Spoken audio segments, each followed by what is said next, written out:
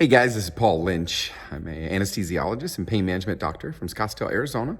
I'm going to do a weekly video on COVID-19. Today, I'm wearing my scrubs. I'm actually going in to do some pain management procedures. So you guys can see I actually work from time to time. I know my last couple of videos I was wearing golf attire. So I've done a couple videos in a row on whether we could reopen school, on hydroxychloroquine, even coming vaccinations and our way out of this. But I wanted to go back to some of the data today.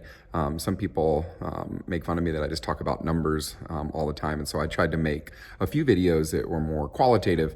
But today I wanted to get back to some of the data. It's been probably several weeks since I gave you guys an update, and I wanted to go through some of the numbers. I'm going to put some of the links below so that you guys can check all the numbers yourself. I'm a little bit anxious that everyone's getting a little complacent right now. We had a big jump in cases in July, and then I think we had a big push to take this seriously. And I've seen lots of people, especially in Arizona, wearing masks and socially distancing and doing smart stuff. And we're actually starting to see cases come down, especially in Arizona, but also on a national basis. And so I want to make sure we don't get complacent. We see cases coming down, but we also see testing coming down, which concerns me. And of course, death rates are going up right now. So it's complicated, but I want to walk through as quickly as I can some of the data and I'll put some links below. So I like to start with the Worldometers. I'll put a link below just to give an overview of what's going on worldwide. We just passed 20 million cases in the world with 750,000 deaths. I want to repeat that again, 750,000 deaths. Probably sometime in the next 40 days or so, we're going to pass 1 million deaths. And so, this concept that this is not a big deal or it's similar to the flu or any of these things that you've heard floating around, once you pass 1 million deaths in a 6-month period, this should start to get everyone's attention.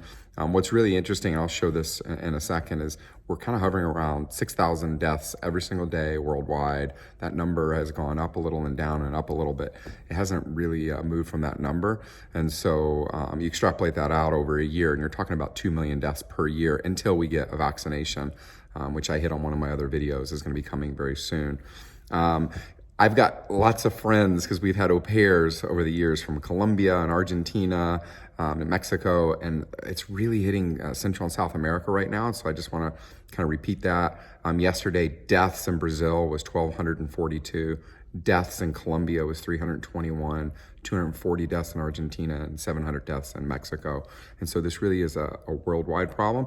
And even if we do get this under control in the United States, which I hope will happen later this fall or in the spring, we need to kind of turn our attention to the rest of the world. Looking at the United States, yesterday was a bad day for us for deaths. I'm going to get to this in a second, but cases are starting to come down, 54,000 from peaking around 70,000 in July. But keep in mind, I've said this before in these videos, deaths are always going to follow about 30 days after cases. And so if we had a big peak in mid-July, we're going to see a big peak in mid-August on deaths. And that started yesterday with our biggest death total that I've seen since the spring, with 1,504 deaths in the United States in one day. I'm going to put that link below. Cases, I'm going to put a link, but worldwide, we had almost 300,000 cases in one day, July 30th, and it's come down just a little bit over the last week, about 220,000 cases yesterday. And I hope that trend continues. If you look on a worldwide basis, there has been a consistent upward trend since March. There really has never been a downtick on a worldwide basis.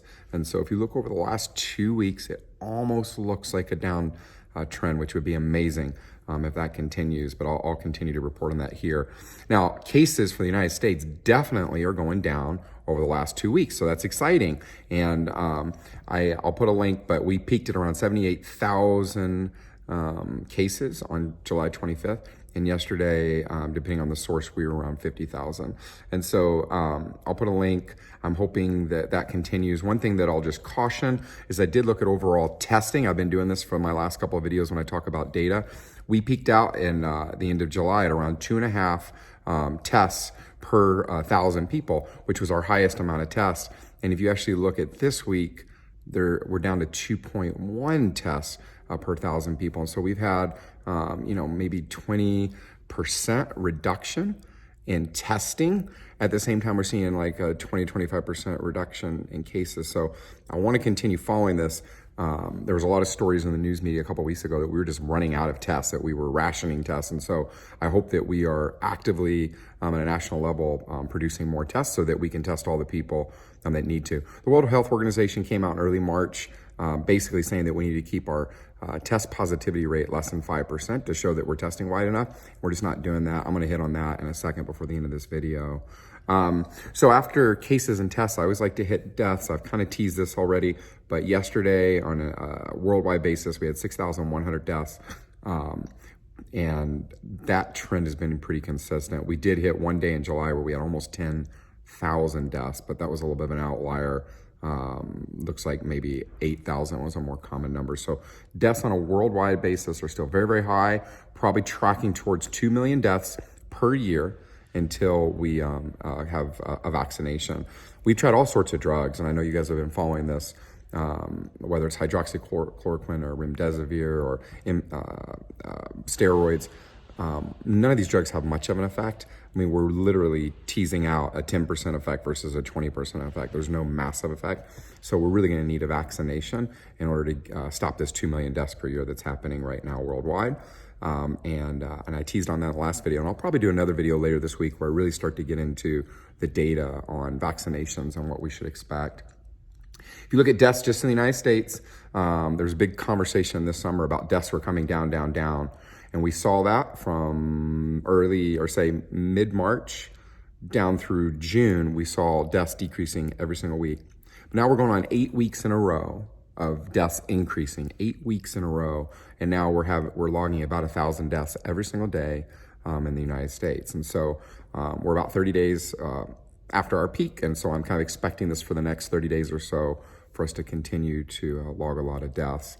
I want to talk about Arizona. I've got a lot of followers in Arizona. I live in Arizona.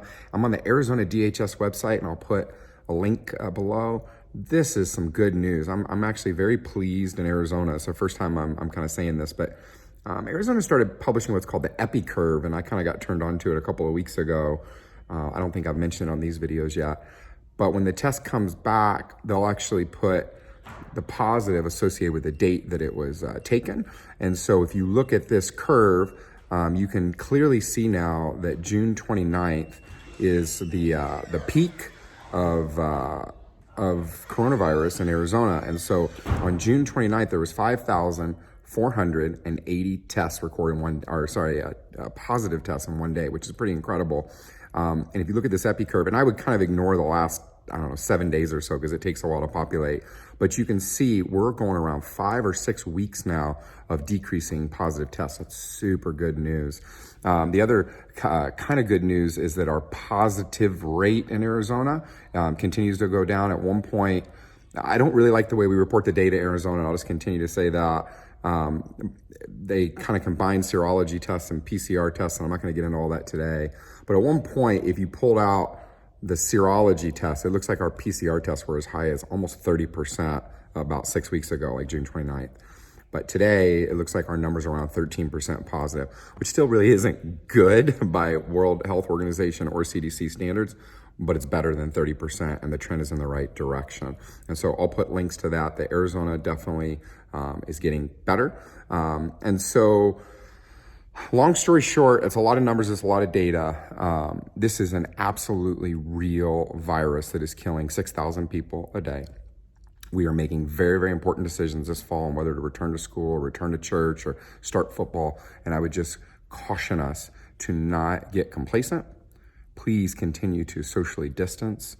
Wear your masks. They work. They're scientifically validated. If you guys have questions about that, I can put more links below. Be very safe. Make smart decisions for yourself and your family and your children. And continue to look at the data yourself. If you guys have any questions, as usual, ask me below. I'll do my best to answer. God bless you guys. Stay safe. God bless America.